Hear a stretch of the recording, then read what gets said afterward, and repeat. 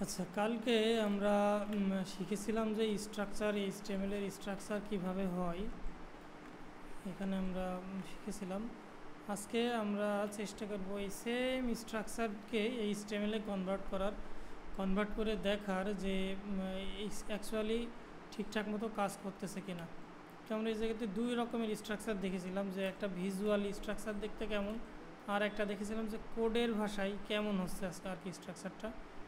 তো আমরা যদি এখানে স্টার্ট করি,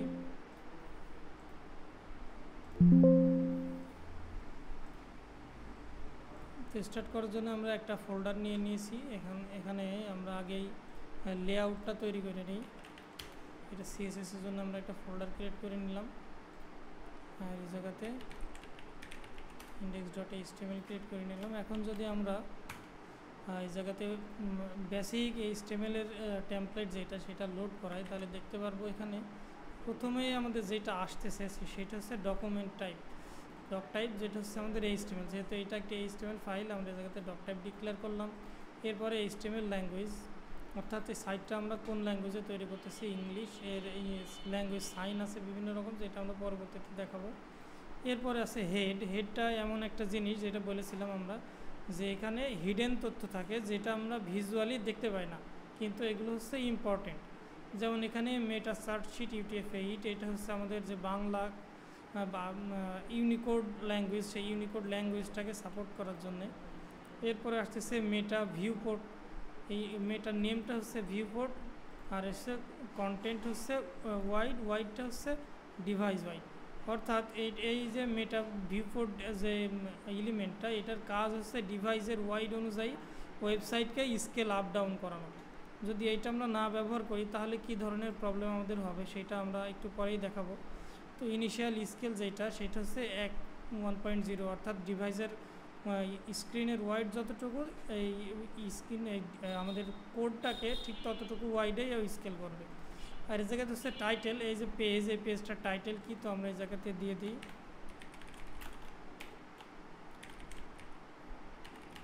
আর যে ট্রেনিং ক্লাস অন HTML, অথবা আমরা দিয়েছিলাম HTML মেড ইজি। ওকে,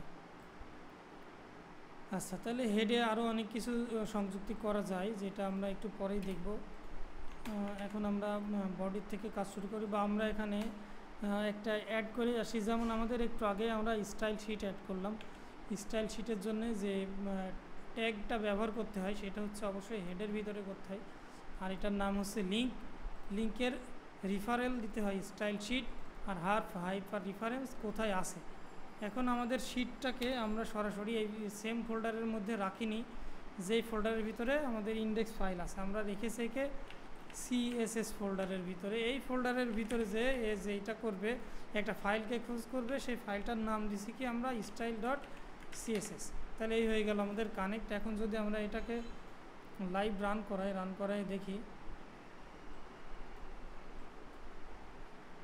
তাহলে দেখতে পারবো আমরা এখনও কোনো কিছুই আসেনি, তবে আমরা ওই যে টাইটেল যেটা দিয়েছিলাম HTML মেড ইজি, সেইটাই জায়গাতে চলে আসছে। এখন আমাদের স্টাইল শিটটা ঠিকঠাক মতো কানেক্ট হলো কি না দেখার জন্য আমরা যেটা করব, এখানে আমরা স্টাইল শিট এখনও ক্রিয়েট করিনি, স্টাইল শিটটা ক্রিয়েট করব।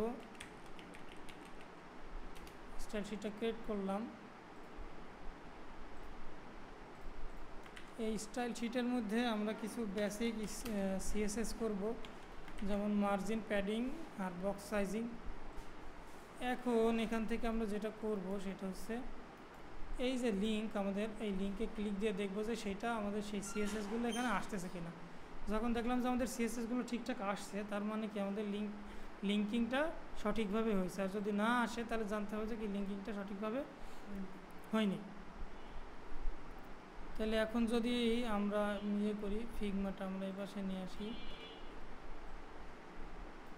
তাহলে আমরা যখন বলেছিলাম যে আমাদের ভিজুয়ালি এই যে একটা সেকশনের মধ্যে একটা ডিভ, যের মধ্যে একটা লোগো আছে, এখানে আবার একটা ডিভ যার মধ্যে আবার কিছু আইটেম আছে, যেটাকে আমরা মেনু হিসেবে অ্যাড করেছি আর কি, ডিজাইনে মেনু আর কি এক কথায়। সেটাকে আমরা কোডের ভাষায় গেলে এরকমভাবে একটা সেকশন যাচ্ছে, এর মধ্যে যাচ্ছে একটা ডিভ, তার নিচে আর একটা ডিভ। প্রথম ডিভের মধ্যে লোগো, পরের ডিভের মধ্যে এক একটা মেনু আইটেম। তো আমরা একই রকমভাবে এখন এখানে ট্রাই করি, যেহেতু এটা হ্যাঁ সব কিছু আমরা যা ভিজুয়াল কোড যা হবে সব কিছু বডির ভিতরে যাবে। তো এখানে আমরা সহজে চিহ্নিত করার জন্য এখানে আমরা কমেন্ট করে রাখবো হেডার। এখানে ভালো করে লক্ষ্য রাখতে হবে যে হেড আর হেডার কিন্তু আলাদা জিনিস। হেড হচ্ছে মগজের মতো আর কি, আর হেডার হচ্ছে ভিজুয়ালি আইডেন্টিটি, যে জায়গাতে আমরা এই যে কমন টাইপের কিছু ডেটা রাখি, যেটা মোটামুটি প্রত্যেকটা পেজেই এক থাকে। আচ্ছা, যেহেতু এটা হেডার, এই জন্য আমরা হেডার ট্যাগ ব্যবহার করলাম, যেন সহজেই গুগল, সহজেই সার্চ ইঞ্জিনগুলো আছে বুঝতে পারে যে এটা কী জিনিস।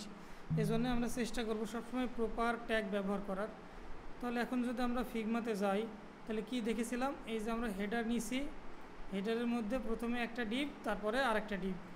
তো আমরা এখানে একটা ডিভ নিই, এই একটা ডিভ হয়ে গেল, আর একটা ডিভ নিই, তাহলে আমাদের হেডারে এই যে গেল হেডার, হেডারের মধ্যে একটা ডিভ, দুটা ডিভ।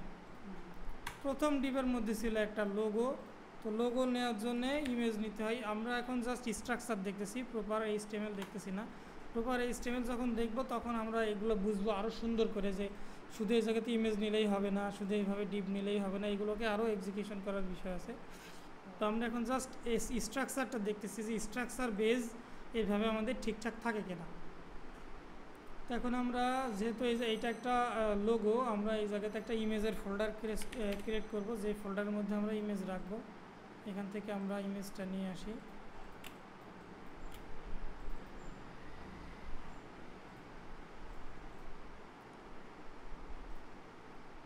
তো সবসময় খেয়াল রাখতে হবে যখন আমরা কাজ করব, ফাইলের নাম, ফোল্ডারের নাম, যে কোনো জিনিসের নাম আমরা মোটামুটি দুইটা ওয়েতে লিখবো। যেমন মেইন লোগো, এটাকে যেমন প্রথম থেকে ছোটো হাতের এসে যে আলাদা একটা ওয়ার্ড আসলো বড় হাতের অক্ষর দিলাম, তখন একে বলে হলো ক্যামেল কেস। হয় এই ক্যামেল কেসে লিখবো যেন সহজেই পড়া যায়, অথবা মেইন লোগো এভাবে একটা হাইফেন দিয়ে লিখবো। এই মোটামুটি এই দুই প্রকারের দুই ওয়েতে আমরা একে লিখবো। আচ্ছা, এখন আমাদের যেটা হয়েছে, এই CSS ফোল্ডারের ভিতরে ইমেজটা চলে গেছে, তো একে আমরা বের করে নিয়ে আসলাম। CSS একটা স্বতন্ত্র ফোল্ডার, ইমেজের একটা স্বতন্ত্র ফোল্ডার। তাহলে এখন ইমেজের মোটামুটি তিনটা প্রপার্টি থাকে মেইনলি, সেটা হচ্ছে ইমেজ, যেটা ট্যাগ, এটা একটা সেলফ ক্লোজিং ট্যাগ। একে ক্লোজ করার জন্য আর কোনো ক্লোজ প্যারামিটারের ট্যাগের প্রয়োজন হয় না। যেমন এই জায়গাতে আমরা ডিভ স্টার্ট করেছি, ডিভ ইন্ড করেছি, ইমেজকে স্টার্ট করছি কিন্তু ইমেজকে ইন্ড করার প্রয়োজন নেই। এই জায়গাতে খেয়াল রাখতে হবে যে ট্যাগগুলোর ভিতরে সরাসরি কন্টেন্ট যায় না, ট্যাগগুলোর ভিতরে সরাসরি কন্টেন্ট যায় না, সেইগুলোকে ক্লোজ করার প্রয়োজন হয়। যেমন ডিভ, এই ডিভ ট্যাগটা লিখে এই জায়গাতে আমাদের সরাসরি কোনো কন্টেন্ট যাচ্ছে না, এই জন্য এই ট্যাগটাকে ক্লোজের প্রয়োজন আছে। অর্থাৎ এই ডিভটা শুরু হচ্ছে, শেষ হচ্ছে, এর মাঝখানে কন্টেন্ট আসছে। পক্ষান্তরে ইমেজ কি হচ্ছে, ইমেজ ট্যাগটা এই জায়গাতে শুরু হচ্ছে, এর কন্টেন্টগুলো সরাসরি এই জায়গাতেই যাচ্ছে। ইমেজের মধ্যে আমরা চাইলে যে কোনো কিছু দিতে পারি না, যেমন মনে করলে আমরা ইমেজের মধ্যে বাটন বসাতে পারি না, টেক্সট বসাতে পারি না, এই টাইপের যেই সব জিনিসগুলো, যেই ট্যাগগুলো, যেগুলোর মধ্যে আমরা চাইলে ওই জিনিস ছাড়া আর কোনো কিছুই দিতে পারি না, সেই ট্যাগগুলো সেলফ ক্লোজিং ট্যাগ বলে। অর্থাৎ এর আর কোনো ক্লোজিং ট্যাগের প্রয়োজন হয় না। তাহলে এর যে প্রথম যে প্যারামিটার, এটার নাম হচ্ছে সোর্স, আর তারপরটা হচ্ছে অল্টার। সোর্স আর অল্টার কী জিনিস আমরা এখন দেখি। সোর্সটা হচ্ছে যে কোথার থেকে আমাদের এই ইমেজের লিঙ্কটা আসবে। তাহলে আমাদের ইমেজ বলে একটা ফোল্ডার আছে, এর মধ্যে আমাদের মেইন লোগো .png বলে যে ফাইলটা আছে, সেই ফাইলটাকে আমরা এখন এখানে অ্যাক্সেস করলাম। আর অল্টারনেটিভ, অল্ট মানে হচ্ছে অল্টারনেটিভ, অর্থাৎ যখন এই ইমেজটা কোনো কারণে লোড হবে না, তখন আমাদের ওই জায়গাতে ব্ল্যাঙ্ক না থেকে কিছু একটা দেখাবে। তো সেটা যদি আমরা লিখে দিই সাইট লোগো, বা এটা প্রয়োজন অনুযায়ী, বা এখানে আমরা লিখতে পারি যে ফরাইজি সাইটের নাম যেটা সেটা। তো এখন যদি আমরা আউটপুটটা দেখি যে আমাদের আউটপুটটা কেমন আসলো, এখন আমরা দেখতে পাচ্ছি যে এখানে আমাদের লোগোটা চলে আসলো। এখন যদি আমরা লোগোটা এই জায়গাতে এক্সটেনশনটা চেঞ্জ করে দিই জেপিজি, যেহেতু আমাদের জেপিজি ইমেজ নাই, তাহলে অবশ্যই এখন এখানে কোনো ইমেজে পাবে না। তাহলে কি হচ্ছে, এই জায়গাতে ইমেজটা দেখাচ্ছে না, পরবর্তীতে যে সাইট লোগো যেটা লিখেছি আমরা অল্টারনেটিভ সেটা দেখাচ্ছে। তো এখন যদি এই জায়গাতে আমরা পরিবর্তন করে দিই, দেখি পরিবর্তন হয় কি না।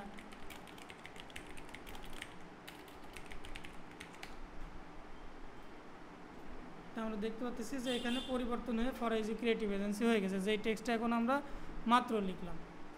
তো এটাকে আমরা পিএনজিতে কনভার্ট করে দিই যেন আমাদের ইমেজটা লোড হয়। আমাদের ইমেজটা আবার লোড হয়েছে, গেল। তাইলে পরের ডিপ যেটা ছিল, এই যে পরের ডিপের মধ্যে আবার কেমন ছিল, এই একটা ডিপ, এর মধ্যে আবার কয়েকটা আইটেম। যেহেতু এগুলো মেনু, আপাতত আমরা পুরো মেনুর স্ট্রাকচারটা করব না, আমরা জাস্ট বোঝার জন্য যে স্ট্রাকচারটা আমরা শিখছি এটা করব। মেনু যদি এখন আমরা ক্রিয়েট করতে যাই, মেনুর কোডটা একটু জটিল, এটা বুঝতে একটু প্রবলেম হবে। মেনুটা আমরা শিখব যখন আমরা HTML এর সঙ্গে আর একটু ভালোভাবে পরিচিত হব তখন। তো আমরা এখন জাস্ট প্যারাগ্রাফ দিয়ে কিছু আইটেম তৈরি করতেছি এখানে, যেমন হোম, জাস্ট বোঝার জন্যে, about, service, portfolio, blog, etcetera etcetera. আমরা এখানে কয়েকটা আইটেম তৈরি করলাম। তাহলে এখন যদি আমরা যাই আমাদের ভিজুয়াল কোডে, তাহলে আমরা দেখতে পাচ্ছি যে এখানে আমাদের যেভাবে ছিল, এই যে হেডারের মধ্যে ডিপ, তার মধ্যে লোগো, একটা ডিপ, তার মধ্যে আবার কন্টেন্ট, এখানে ঠিক একই রকমভাবে। তবে আমাদের কোডে যেহেতু কি হয়, ডিপগুলো সরাসরি ভিজুয়ালাইজ হয় না, এই জন্য আমরা দেখতে পাচ্ছি না। অথচ আমরা যদি দেখি লোগোর পরে এই টেক্সটগুলো, সেইগুলো আমাদের এখানে আসতেছে। অথবা আমরা যদি এই জায়গাতে ইনস্পেক্ট করি, তাহলে আমরা এই যে এখানে বডির মধ্যে আমাদের যে হেডার নিয়েছি, আমরা হেডার মধ্যে যে দুইটা ডিপ, প্রথম ডিপের মধ্যে লোগো, পরের ডিপের মধ্যে এই যে একটা মেনুর আইটেম। তাহলে আমরা দেখতে পাচ্ছি যে আমাদের এখানে ভিজুয়াল যে স্ট্রাকচার ছিল, সেই স্ট্রাকচার অনুযায়ী আমাদের এখানে সঠিকভাবে হয়েছে। তাহলে এখন এই ভিজুয়াল স্ট্রাকচারটাকে আমরা যে ভিজুয়াল ভিউ স্ট্রাকচার, যেটা ভিউতে নিয়ে যাব, কোডের স্ট্রাকচার থেকে এখন আমরা ভিউতে নিয়ে যাব। তাহলে এখানে যদি প্রথম আমরা পার্থক্যটা দেখি, পার্থক্যটা কি, তাহলে এই দুইটা বক্স প্রথমে আমাদের পাশাপাশি আছে। কোন দুইটা বক্স, যদি আমরা এখন তাহলে কোডে যাই, এই একটা বক্স অর্থাৎ এই একটা ডিপ, এই একটা বক্স অর্থাৎ এই একটা ডিপ, এই দুইটা ডিপ আমাদের পাশাপাশি আছে। তাহলে আমরা এখন পাশাপাশি নেওয়ার জন্য CSS করব। এই HTMLটা হচ্ছে স্ট্রাকচার, হাড় থাকবে, মাংস থাকবে, তারপরে বোন ম্যারো থাকবে, রক্ত থাকবে, সবই থাকবে এই HTML-এর মধ্যে। কিন্তু CSS-টা ঠিক করবে যে কোন জিনিসটা কোন জায়গায় থাকবে, দেখতে কেমন লাগবে, কালো হবে না সাদা হবে, ছোট হবে না বড় হবে, DNA-র মতো আর কি। DNA যেরকম মানুষের ঠিক করে দেয় যে এই মানুষটার চেহারা কেমন হবে, আচার আচরণ কেমন হবে, এক্সেট্রা, এই জিনিসগুলো আমরা এখন করব হচ্ছে CSS দিয়ে। তো CSS তিনটা ওয়েতে করা যায়, তিনটা ওয়ের। প্রথমটা হচ্ছে ট্যাগ, অর্থাৎ এই যে আমরা এখানে ডিপ দিয়েছি, হেডার দিয়েছি, এই এক একটাকে এক একটা ট্যাগ বলে। যেমন আমরা যদি এখানে দেখি হেডার ডিসপ্লে ফ্লেক্স, এই ডিসপ্লে ফ্লেক্সের কাজ হলো যে হচ্ছে কোনো আইটেমকে পাশাপাশি বা উপরে নিচে নেওয়া, ফ্লেক্স ডাইরেকশনে নেওয়া। ফ্লেক্সের আবার ডাইরেকশন আছে, অর্থাৎ কোন দিকে ফ্লেক্সটা হবে, আইটেমগুলো কোন দিকে একটার পরে একটা যাবে। ফ্লেক্স ডাইরেকশন চার প্রকারের আছে, মোটামুটি 2 প্রকারের। একে আবার আরও 2 প্রকারে এক্সটেন্ড করা যায়, যেমন রো মানে হচ্ছে ডানে বামে, রো আকারে আসবে আর কি। একে আবার করা যায় কলাম অর্থাৎ উপরে নিচে কলাম আকারে আসবে। এখন একে আবার করা যায় যে রো রিভার্স মানে ডানে বামে আসবে ঠিকই রো আকারে, কিন্তু উল্টো পজিশনে, ডানেরটা বামে দেখাবে, বামেরটা ডানে দেখাবে। ঠিক একই রকমভাবে যদি আমরা কলাম রিভার্স দিই,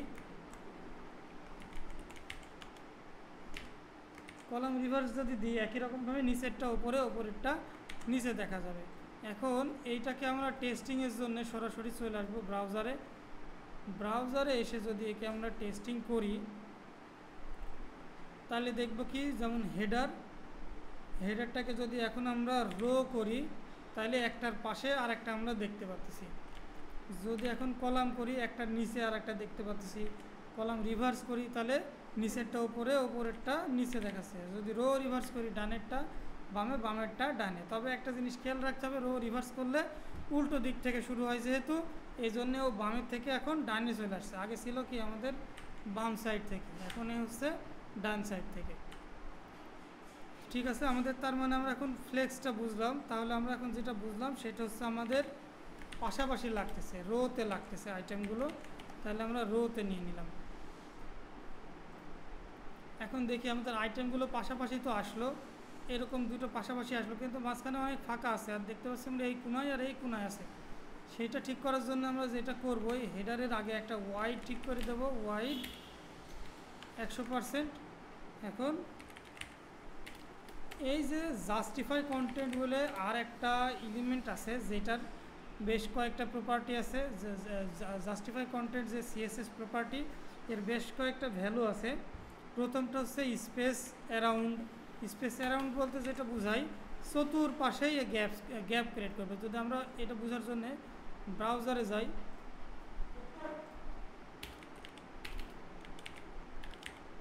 স্পেস অ্যারাউন্ড, তাহলে এখন আমরা দেখতে পাচ্ছি বামে গ্যাপ ক্রিয়েট করেছে, মাঝখানেও গ্যাপ ক্রিয়েট করেছে, ডানেও গ্যাপ ক্রিয়েট করেছে। এখন যদি দেখি স্পেস বিটুইন, তাহলে বিটুইনটা কি করতেছে, যে দুইটা আইটেম বা মাল্টিপল যে আইটেমগুলো থাকছে এর মাঝখানে গ্যাপ ক্রিয়েট করতেছে। এভরিওয়্যারটা কি করতেছে, এভরিওয়্যারটা ওই অ্যারাউন্ডের মতো সব জায়গায় গ্যাপ ক্রিয়েট করতেছে। তাহলে আমরা এখান থেকে বুঝতে পারতেছি যে আমাদের স্পেস বিটুইন যেটা সেইটা প্রয়োজন হচ্ছে। তাহলে আমাদের এখন স্পেস বিটুইন যেটা সেটা দেওয়ার পরে যদি আমরা দেখি, তাহলে দেখতে পাচ্ছি যে এই স্ট্রাকচারের মতো বামে ডানে আইটেম আসছে ঠিকই, মাঝখানে গ্যাপও ক্রিয়েট হয়েছে। এখন যে প্রবলেমটা, এই পরের যে স্ট্রাকচারটা সেইটাতেও ডানে ডানে আছে, কিন্তু আমাদের দেখতেছি আমরা এখানে নিচে নিচে।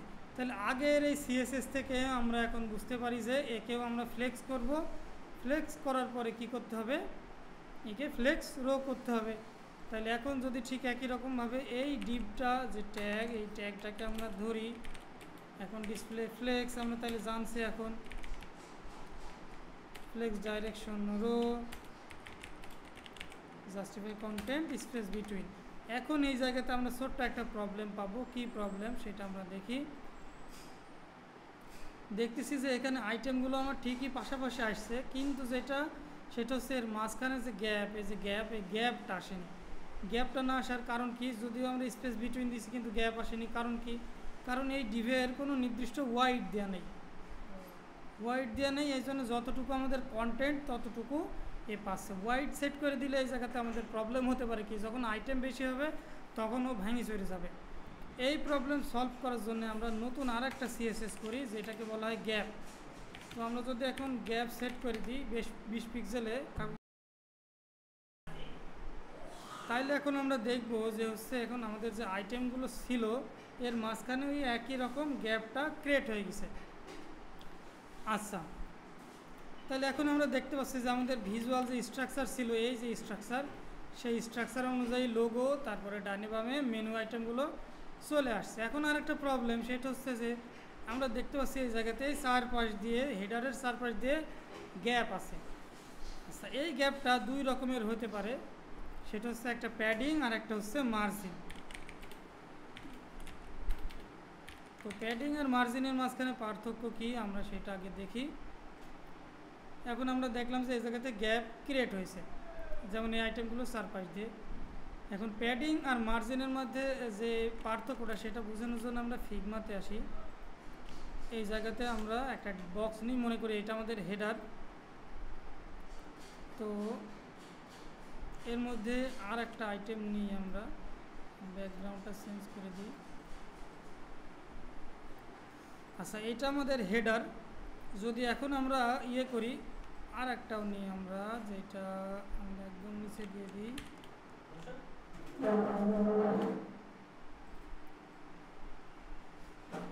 আচ্ছা, এইটা আমাদের হেডার, আর এটা হচ্ছে এর ভিতরের আইটেমগুলো। এখন প্যাডিং যেটা করে, এই যে কোনো এলিমেন্টের ভিতরের সাইডে গ্যাপ ক্রিয়েট করে, আর মার্জিন যেটা করে ওই এলিমেন্টের বাইরের সাইডে গ্যাপ ক্রিয়েট করে। অর্থাৎ এখানে যে আমরা হেডার নিছি, এখন যদি আমরা দেখি এই যে হেডারের ভিতরের সাইডেও গ্যাপ ক্রিয়েট করছে। আর যদি এখন মার্জিন নিই, তাহলে আমরা দেখবো যে এই যে বাইরের সাইডে গ্যাপ ক্রিয়েট করছে। এখন ওইটা আরও ভালো করে দেখার জন্যে এই যে আমাদের দেখতেছি যে এইটা আমাদের হেডার, হেডারের কি হয়েছে, প্যাডিংটা ভিতরে আসছে আর মার্জিনটা বাইরে গেছে। এই হচ্ছে মার্জিন আর প্যাডিংয়ের মধ্যে পার্থক্য। তো আমরা এখান থেকে বুঝতে পারতেছি যে আমাদের মার্জিনটার দরকার নেই, আমাদের প্রয়োজন যেটা সেটা হচ্ছে প্যাডিং। এখন আসেন এই যে এক প্রকারের আমরা সিএসএস করলাম, সেটা হচ্ছে ট্যাগ দিয়ে। এখন বলতেছিলাম আমরা যে 3 প্রকারের আমাদের সিএসএসটা করা যায়। প্রথমটা হচ্ছে ট্যাগ। বা ট্যাগের কিছু প্রবলেম আছে, যেমন এখানে যদি ইমেজটাকে আমরা 2টা ইমেজ দিই তাহলে আমরা বুঝতে পারবো। সেটা হচ্ছে আমরা চাচ্ছি যে এই আইটেমগুলো আমার নিচে নিচে থাক, কিন্তু এই আইটেমগুলো ডানে বামে থাক। তাহলে এখন কি করতে পারি, আমরা যেহেতু ট্যাগ দিয়েছি, ট্যাগে আমরা যেটা করব, ট্যাগ হচ্ছে কমন আর কি, কমন জিনিস। যেমন আমরা ইয়ে করি যে কমন বলতে যেটা বোঝাই, ও যেখানে যেখানে থাকবে যত জায়গাতে, সব জায়গাতে কাজ করবে। যেমন আমরা বলি যে হচ্ছে স্রষ্টা সৃষ্টি। সৃষ্টি বলতে যত রকম সৃষ্টি আছে, গরু ছাগল হাঁস মুরগি মানুষ ঘোড়া গাছপালা যা আছে সব জিনিসকে বোঝায়। এই রকমভাবে এই হচ্ছে যে ট্যাগ নিয়ে আমরা সিএসএস করলে সেইটা হচ্ছে কমন জিনিস। এই কমন জিনিস যত জায়গায় থাকবে ওই ট্যাগটা সব জায়গাতে কাজ করবে। এইটাকে প্রিভেন্ট করার জন্য আমরা কি করি, ইন্ট্রোডিউস করি হচ্ছে ক্লাস। ক্লাসের নাম দিলাম আমরা মনে করেন যে নেভিগেশন। তাহলে ক্লাসের 2টা প্রপার্টি, প্রথমটা হচ্ছে ক্লাস ইটসেলফ, অর্থাৎ কী জিনিস আমরা নিচ্ছি সেটা ডিফাইন করা। এরপরে ইকুয়াল দিয়ে এই যে ডবল কোটের ভিতরে এই ক্লাসের নামটা দেওয়া। তো এখন যদি আমরা এখানে ইয়ে করে দিই যে ট্যাগটার পরিবর্তে আমরা ক্লাসটা দিয়ে দিই, তাহলে দেখতে পারবো কি আমরা হচ্ছে, এটা কি সেভ হয়নি না রিলোড হয়নি,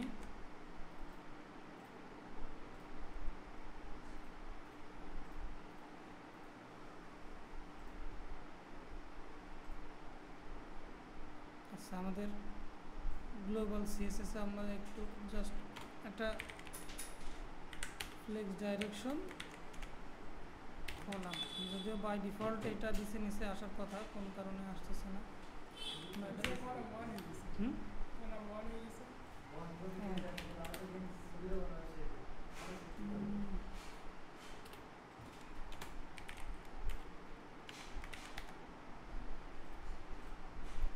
আচ্ছা এই জায়গাতে আবার ওই যে লাইভের জিনিসপত্র চলে আসবে না। আচ্ছা এই জাতীয় প্রবলেমের সময় আমরা যেটা করি আর কি, কমনলি আমাদের ক্লাস করা থাকে, সেটা হচ্ছে এরকমভাবে আমরা কমন সিএসএস করে রাখি। Display flakes direction column tag দিয়ে এইভাবে আমরা কমন সিএসএস করে রাখি, যেটাকে আমরা ক্লাস দিয়ে ওভাররাইট করি এই জাতীয় প্রবলেম সলভের জন্য। তাহলে এখন আমরা দেখতে পাচ্ছি যে আমাদের এই জায়গায় আইটেমগুলো উপরে নিচে যেরকম আমাদের প্রয়োজন আসছে, আর এই জায়গার আইটেমগুলো ডানে বামে যেরকম প্রয়োজন আমাদের সেরকমভাবে আসছে। এই হচ্ছে আমাদের সেকেন্ড সিস্টেম গেল ক্লাস লেখার। এখন আমরা চাচ্ছি যে যেমন এই জায়গাতে আমাদের মাল্টিপল আইটেম আছে, এই জায়গাতে আমাদের বোঝানোটা আরও সুবিধা হবে। তো আমরা এই জায়গাতে সেম ক্লাসটা অ্যাড করে দিই, দিয়ে এর একটা আমরা কালার ডিফাইন করে দিই। কালার আমরা পরবর্তীতে যখন কাজ করব তখন এভাবে কালারের নাম লিখব না, কালারের কোড লিখব। এখন সহজেই বোঝার জন্য, যেহেতু আমরা স্টার্ট করতেছি বোঝার জন্য আমি এই জায়গাতে কালারের নাম লিখলাম। আচ্ছা এই দেখেন এখন আমাদের, বা এই জায়গাতে আমি ভিজুয়ালি অন্য একটা কালার দিই তাহলে বুঝতে সুবিধা হবে। এই জায়গাতে আমরা রেড দিই, তাহলে এখন আমরা দেখতে পাচ্ছি যে আমাদের যতগুলো আমরা সিএসএস কিন্তু লিখলাম এক জায়গাতে, এখন যতগুলো ওই সেম ক্লাস আছে প্রত্যেকটা জায়গায় কাজ করবে। তাহলে ট্যাগ আর ক্লাসের মধ্যে পার্থক্য হলো ট্যাগ কমনলি যত জায়গায় আছে সব জায়গায় ইফেক্ট করবে, আর ক্লাস ইফেক্ট করবে শুধুমাত্র যে জায়গাতে ক্লাসটা ডিফাইন করা আছে। এও কমনলি কাজ করতেছে, কিন্তু নির্দিষ্ট করে দিচ্ছে যে গরু না ছাগল না মানুষ, এটা নির্দিষ্ট করে দিচ্ছে যে কোন জায়গায় কোন কমন জাতির ভিতরে কাজ করতে হবে। আচ্ছা এখন যদি আমরা চাই যে এর মধ্যে যে কোনো একটা আইটেমকে আলাদা একটা কালার দেব, তাইলে সেটা কিভাবে করতে পারি, অর্থাৎ এই ক্লাসটাকে আবার ওভাররাইট করার জন্যে, বেশি প্রায়োরিটি দেওয়ার জন্য আরও বেশ কিছু ওয়ে আছে, কিন্তু আমরা ইনিশিয়ালি শিখতেছি আইডি। যেমন আমরা আইডি দিলাম এখানে হোম, কালার দিলাম ব্লু। তো এখন প্রথমটাকে আমরা এখানে একটা আইডি সেট করে দিই হোম বলে।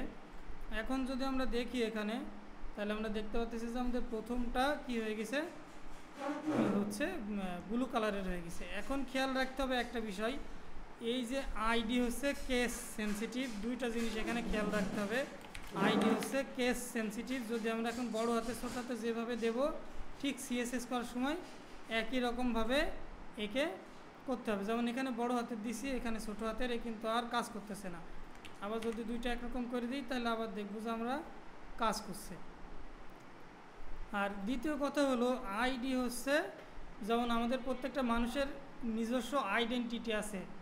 যদি বলি আমরা ন্যাশনাল আইডি কার্ডের কথা বলি, একজনের ন্যাশনাল আইডি কার্ড কি আরেকজনের হয়? কখনোই না। যার যার আইডি কার্ড তার তার আইডেন্টিটি, তাই না?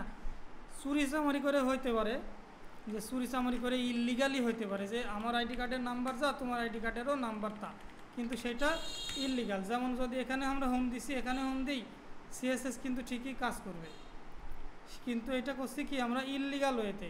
যেমন এই জায়গাতে যদি দেখি, এই যে ছোট্ট একটা সাইন দেখাচ্ছে যে এটা ইললিগাল টার্ম ব্যবহার হয়েছে, এই জায়গাতেও একটা, এই জায়গাতেও একটা, সেম জিনিস ব্যবহার হয়েছে। তো আইডি শুধুমাত্র যার যার তার তার নিজস্ব, এক একজনের এক একটা ইউনিক আইডি হবে। যদি এখানে আমরা এইভাবে দিই ক্লাস আইডি, তাহলে আর এই ইস্যুটা আসার কথা না, কেননা এখন হয়ে গেছে কি, এখন আর ওই দাগটা আমাদের দেখা যাচ্ছে না, কেননা এ লোয়ার কেস, এ হচ্ছে আপার কেস। ঠিক একই রকমভাবে এতে কোনো ইফেক্ট পড়েনি, এই সিএসএস যেটা আইডিতে করেছি এই জায়গাতে প্রথমটাতে আমাদের ইফেক্ট পড়েছে। সুতরাং আইডি ইউনিক হতে হবে, একটার সঙ্গে আর একটা মেলবে না। এই 3 ওয়েতে আমরা সিএসএস করতে পারি। তাহলে আজকের মতো এতটুকু এখন আমাদেরকে সবাই প্র্যাকটিস করে দেখাতে হবে। এরপরে শিখবো আমরা প্রপার এক্সিকিউশন, অর্থাৎ আমরা রিয়েল ডেভেলপমেন্টে গিয়ে তখন কিভাবে আর কি এগুলো করি। এখন যেহেতু আমরা স্ট্রাকচারটা বানানো শিখে গেলাম, এরপরে আমরা রিয়েল এক্সিকিউশনে চলে যাব।